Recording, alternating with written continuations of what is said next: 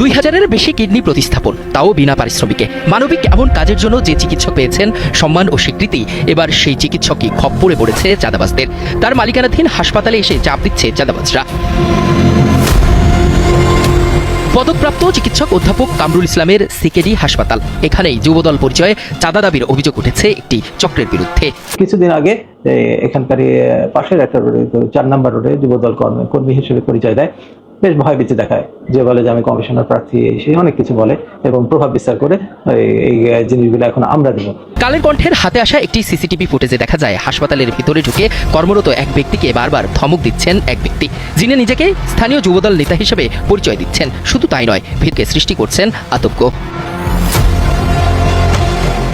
চিকিৎসক অধ্যাপক কামরুল ইসলাম জানান, গত জুলাই আগস্টের পর থেকেই বিভিন্নভাবে চাঁদা দাবি করে আসছে একটি চক্র।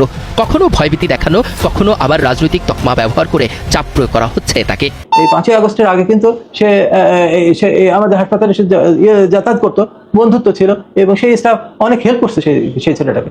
সেই ছেলেটা এখন এই 5ই আগস্টের পরে এখন ভিন্ন রূপ ধারণ করেছে, সে এখন বড় নেতা, সে নাকি কমিশনার প্রার্থী, অনেক কিছু বলে এবং এইসব ফোন করে প্রায় 60-70 জন নাকি 100 জনের মধ্যে, আমি ছিলাম না সকালে, তো জড়ো করে বিভিন্ন এখানে আওয়ামী লীগের লোকজন চাকরি করেন, এই করেন, আমার বিভিন্ন ধরনের যা মনে আসে তাই বলে একটা স্লোগান টোগান দিয়ে এই রোডের ভিতরে একটা সিন ক্রিয়েট করছিল।